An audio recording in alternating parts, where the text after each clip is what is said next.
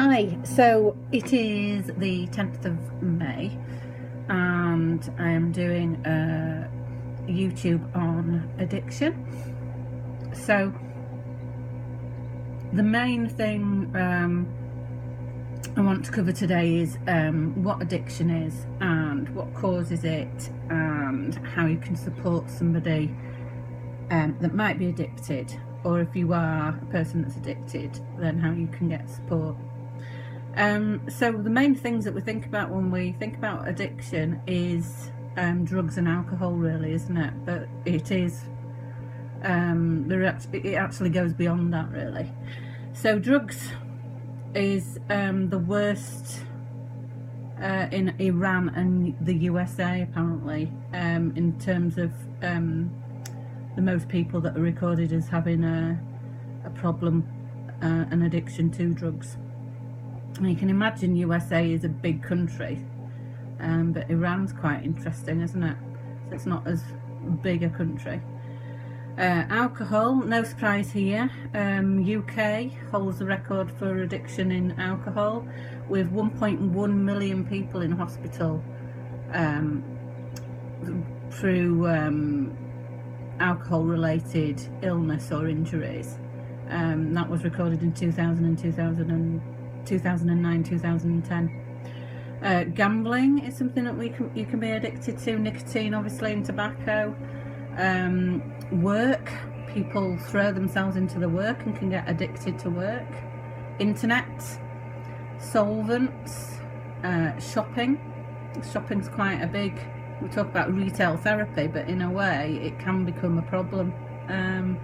And I know the other day I was listening to Loose Women, and they were talking about it there, that when we call addiction is when you start to hide it and you become secretive about it, then it's becoming a problem.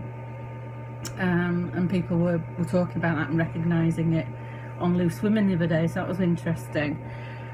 Food, obviously, binge eating can be quite a secretive thing. Same with bulimia and anorexia. And it is an addiction. You become addicted to those behaviours. Internet, prescription drugs. France is apparently the worst for that, but that's quite a common problem, I know, in the UK. Becoming addicted to taking, I know people that have been long-term on antidepressants or anxiety-related drugs, which, you know, if you're on them for years, is obviously not very good for you. And also pain, things like tramadol and things like that, which can become addictive. Sex and porn, you can have sex and porn addictions. Coffee, so caffeine can be addictive. Exercising too much to a point where it starts to cause injuries. Stealing, kleptomania, pyromania, obviously lighting fires. Intermittent explosive disorder, which is becoming addicted to being angry. Spiritual obsession, so that's taking it to another level in terms of any kind of religion or spiritual. People can become completely obsessed with these kinds of things. And pain, so things like self-harm. And a British drug survey in 2014 said 1 in 3 have taken illegal substances. So 1 in 3 people have actually tried something that's illegal.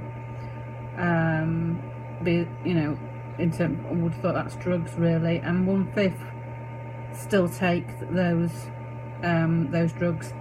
40% of those people that are still taking it are quite often in the higher echelons of society, so hold down quite important jobs while still taking drugs. So the causes are that the initial use is really enjoyable, and then there becomes the urge to do it again. Gambling's often a high after winning and an urge to do it again. And the problem becomes when somebody wants to stop doing it, and the withdrawal becomes unpleasant, and the symptoms and the come down are difficult to manage. And the problem is, especially with drugs and with any kind of thing like shopping or anything else, the more to get the same kind of high, you need to do it even more. So to satisfy that need, you need to do it more and more and more and more. And in the 1930s and the early 20th century, it was believed that people that were addicts were weak-minded, and there's been a lot more research recently to say that that's not the case. It is a chronic disease which affects the brain, so it is a mental health disorder rather than a physical problem. And because there's a lot of physical symptoms from withdrawal, people believe believed in the past that it was a physical hook that caused it. So withdrawal can have things like headaches, nausea, sensitivity to pain increases, irritability, anxiety, depression, feeling restless, insomnia, a lack or an increase in appetite, flu-like symptoms, aching in the body, feeling weak, sweating, having hot flushes, all those kinds of symptoms are present. And as I said before, lying usually comes hand in hand with addiction, so having secrets. And the parts of the brain that are affected are the cerebral cortex, which is what gives us pleasure, basically. And in terms of taking drugs, dopamine, our happy drug, which we get from pleasurable things, such natural pleasurable things, when we take drugs, it's 10 times the dopamine level in our brains, which is why people enjoy it so much. And then that's related to the hippocampus, and the hippocampus forms new memories. So new memories and feelings start to be stored in the brain, and that's how it affects. That's why it's quite important that it affects the brain. And the amygdala, that's what we see and smell, and memories are stored there so that we start to get cravings. So if we smell or see, for example, if you give up smoking and then you smell and see someone smoking, you have an urge to want to smoke. So the dopamine levels increase. They need to be increased all the time, so they start to become the same. So you have to take more to get those same levels that you got the first time. Johann Hari has done a TED talk on YouTube, and it was really interesting. He was talking about 100 years ago there was a ban on drugs, and that stopped. That was supposed to be an incentive to stop people. Putting people in prison was supposed to try and stop people because they were weak-minded people, and that's why they needed to go to prison to learn the lesson. But obviously that doesn't work. It's still an issue now, and we've found that imprisoning people doesn't change. And also, if you think of your grandma or somebody elderly that's been in hospital and can be on morphine for long periods of time and then get better and come out of hospital, they're not morphine addicts. And morphine is pure heroin, basically. So that shows us that it's not a physical hook. It's nothing to do with physical hooks. It is a mentally caused problem. So the reason why people thought that it was a more physical thing was there was a research project conducted in the 20th century on rats, and there was 2 rats put in 2 separate cages which were completely empty. 1 rat in 1 cage with morphine and water as a choice. They were completely alone, and they found that they always chose the heroin water and became addicted and died. And that's where they thought that's where the thinking of it being a physical thing. came from. Then in 1970, Professor Alexander, he had a different idea. He thought it was more to do with bonding and social isolation. And that, of course, if you're going to be completely on your own and all you've got is heroin or just water, then you are going to choose the heroin because there's nothing else for you.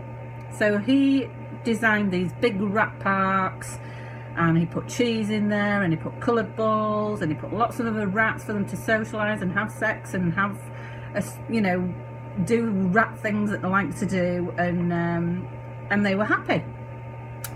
And they found that 0% of those rats got addicted.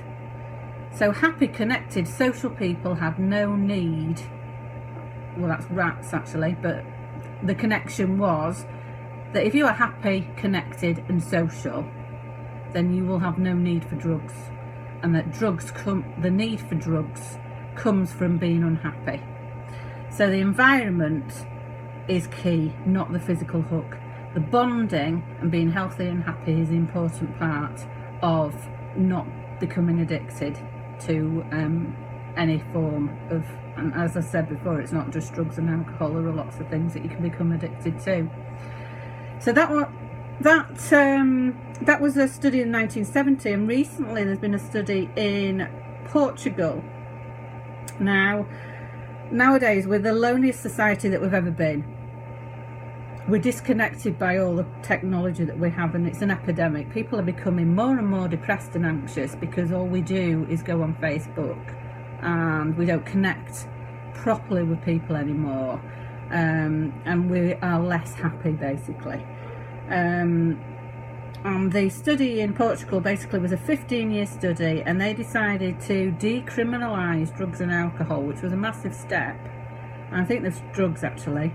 They decriminalised drugs, and they decided that rather than criminalising the people who used for personal use, they would have a level of personal use, and if people were doing the actual trafficking of drugs, the large level amounts of drugs, those people would be the ones that were punished, not the people that were doing it for personal use.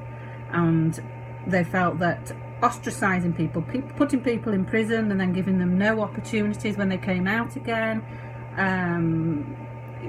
isolating people made them more happy, more unhappy and more vulnerable to becoming addicts, because what else is there for them to do? So having employment, having social connection with other people is what we need to keep happy and healthy and not become addicts. And what they found from that is, after the 15-year study, 50% down on addiction, which is amazing, isn't it? So how do you support people? And this is a really difficult thing, because I know you need to be there for people, but there has to be boundaries. And I know there's lots of topics, lots and lots of people talking about this.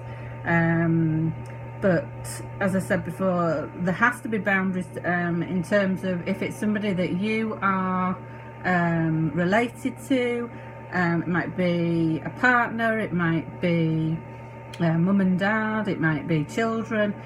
You have to set boundaries, and if you draw up a contract and say these are the rules of this house, this is how I expect things to be, and this is very difficult. If it's a family member, it's very difficult to do this, but you have to draw the line and say,